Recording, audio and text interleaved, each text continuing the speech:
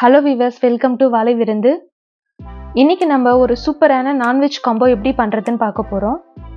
Mutton பிரியாணியும் mutton சுக்காவும் பண்ண போகிறோம். ரொம்பவே ஈஸியான மெத்தடில் தான் பண்ண போகிறோம். எப்படி பண்ணுறதுன்னு பார்க்கலாம் வாங்க. ஃபஸ்ட்டு மட்டன் பிரியாணி எப்படி பண்ணுறதுன்னு பார்க்கலாம். அதை செய்கிறதுக்கு நான் 1/2 கிலோ மட்டன் எடுத்திருக்கேன். ஃபஸ்ட்டு நம்ம மட்டனை மேரினேட் பண்ணிக்கலாம். அதில் தேவையான அளவு உப்பு, 1/4 டீஸ்பூன் மஞ்சள் தூள்,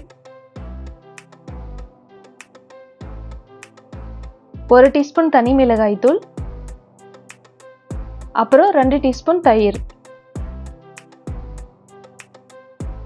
இது எல்லாத்தையும் சேர்த்து நல்லா மிக்ஸ் பண்ணிக்கலாம். இதை ஒரு 5லேருந்து 10 நிமிஷம் அப்படியே வைக்கலாம். இப்போ இதுக்கு தேவையான மசாலாவை ரெடி பண்ணிக்கலாம். ஒரு 7 நம்பர் சின்ன வெங்காயம் எடுத்துக்கலாம். ஒரு 10 நம்பர் பூண்டு எடுத்துக்கலாம். அப்புறம் ஒரு பெரிய துண்டு இஞ்சி எடுத்துக்கலாம். 2 பச்சை மிளகாய் எடுத்துக்கலாம். 3 காஞ்ச மிளகாய் சேர்த்திக்கலாம். அப்புறம் ஒரு கைப்பிடி கொத்தமல்லி இலை, ஒரு கைப்பிடி புதினா இலை, அப்புறம் 1 டீஸ்பூன் முழு மல்லி சேர்த்திக்கலாம். இப்போ இதில் கொஞ்சமாக தண்ணி சேர்த்து இதை நல்லா அரைச்சிட்டு வந்துடலாம். மசாலா ரெடி ஆயிடுச்சு. இப்போ ஒரு குக்கரில் 2 டேபிள் ஸ்பூன் எண்ணெய் எடுத்துக்கலாம். அப்புறம் 2 டீஸ்பூன் நெய் சேர்த்திக்கலாம். 2 பட்டை, 2 பிரியாணி இலை, 1 நட்சத்திர சோம்பு, 1 ஜாவித்ரி, 5 கிராம்பு, அப்புறம் 4 ஏலக்காய். இது எல்லாத்தையும் சேர்த்திக்கலாம். இப்போ 2 வெங்காயத்தை நீல வாக்கில் கட் பண்ணி சேர்த்திக்கலாம். வெங்காயம் எல்லாம் கோல்டன் ப்ரௌன் ஆகிற வரைக்கும் நல்லா வதக்கலாம். பாருங்க, வெங்காயம் நல்லா வதங்கிடுச்சு.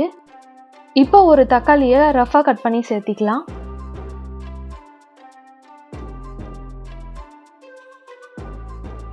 தக்காளி கொஞ்சம் வதங்கினதும் நம்ம அரைச்சி வச்சிருக்கிற மசாலாவை இதில் சேர்த்திக்கலாம்.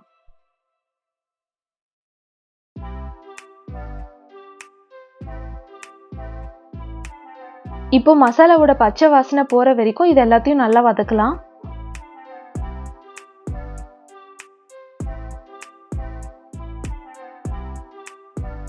இப்போ இதில் ஒரு கைப்பிடி அளவு கொத்தமல்லியும், ஒரு கைப்பிடி அளவு புதினாவும் சேர்த்திக்கலாம்.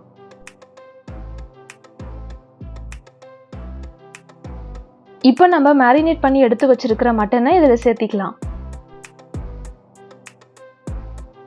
மட்டனை சேர்த்துனதுக்கு அப்புறம் இந்த மசாலாலே நல்லா வதக்கலாம்.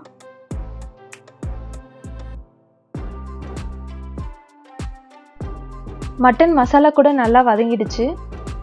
தேவையான அளவு உப்பு சேர்த்திக்கலாம். நான் இந்த கப்பில் தான் 1.5 கப் அரிசி எடுத்திருக்கேன். அதனால அதே கப்பில் 1 கப் தண்ணியும் 1/2 கப் தேங்காய் பாலும் எடுத்துக்கிறேன்.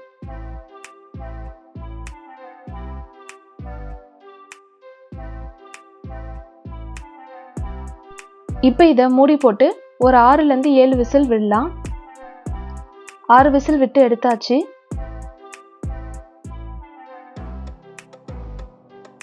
தேவைப்பட்ட இந்த இடத்துல நீங்கள் இன்னும் கூட கொஞ்சம் உப்பு சேர்த்திக்கலாம். இப்போ நம்ம ஊற வச்சு எடுத்து வச்சிருக்கிற பாஸ்மதி ரைஸ் இதில் சேர்த்திக்கலாம். நான் ஒரு 1/2 மணி நேரம் ஊற வச்சு எடுத்திருக்கேன். அரிசி போட்டு இதை நல்லா மிக்ஸ் பண்ணி விடுங்க. இப்போ இதுக்கு மேலே ஒரு 2 டீஸ்பூன் நெய் சேர்த்திக்கலாம். இப்போ இதை மூடி போட்டு ஒரு 2 விசில் விட்டு எடுத்துக்கலாம்.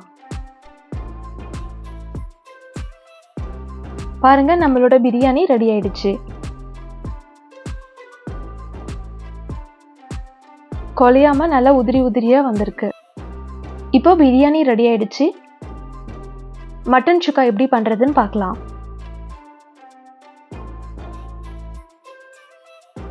ஒரு குக்கரில் 1 டேபிள் ஸ்பூன் எண்ணெய் சேர்த்திக்கலாம். அப்புறமா மட்டன் சேர்த்திக்கலாம். நான் போன் இல்லாமல் சின்ன சின்னதாக கட் பண்ணி எடுத்திருக்கேன். மட்டன் சுக்காவுக்கு சின்ன சின்ன பீஸ் தான் நல்லாயிருக்கும். இப்போ இதில் தேவையான அளவு உப்பு சேர்த்திக்கலாம். ஒரு 1/4 டீஸ்பூன் மஞ்சள் தூள் சேர்த்திக்கலாம்.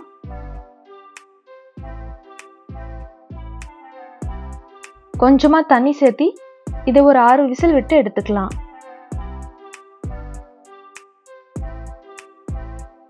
இப்போ இதுக்கு தேவையான மசாலாவை ரெடி பண்ணிக்கலாம்.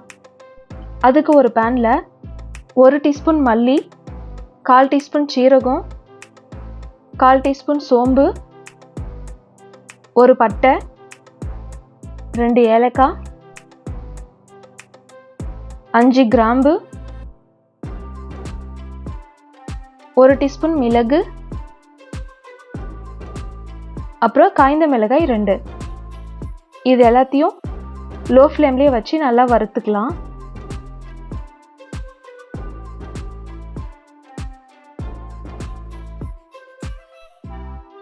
இப்போ இதை நல்லா ஃபைன் பவுடராக அரைச்சிட்டு வந்துடலாம். இப்போ ஒரு பேனில் 2 டேபிள் ஸ்பூன் எண்ணெய் சேர்த்திக்கலாம்.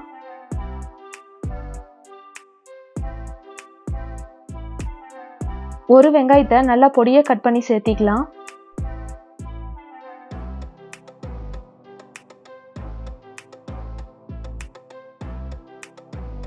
வெங்காயம் எல்லாம் நல்லா வதங்கினதுக்கு அப்புறம் ஒரு கைப்பிடி கருவேப்பிலை சேர்த்திக்கலாம். 1 டீஸ்பூன் இஞ்சி பூண்டு விழுது சேர்த்திக்கலாம்.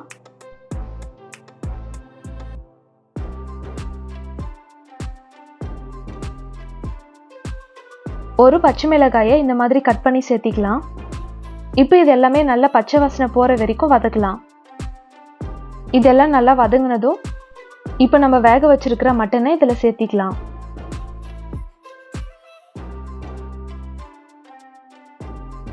இப்போ நம்ம அரைச்சி வச்சிருக்கிற மசாலாவை இதில் சேர்த்திக்கலாம்.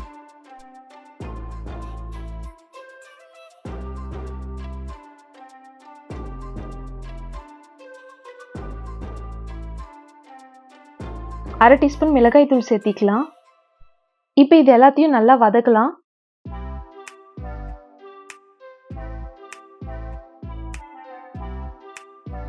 தேவையான அளவு உப்பு சேர்த்திக்கலாம்.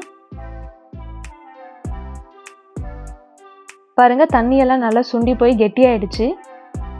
இப்போ கடைசியாக கொத்தமல்லி தூவி இதை இறக்கிடலாம். அவ்வளோதான், நம்மளோட மட்டன் சுக்கா ரெடி ஆயிடுச்சு. ரொம்பவே சுலபமாக செய்யக்கூடிய நான்வெஜ் லஞ்ச் காம்போ ரெடி ஆயிடுச்சு. நீங்களும் ட்ரை பண்ணி பாருங்கள். தேங்க்யூ.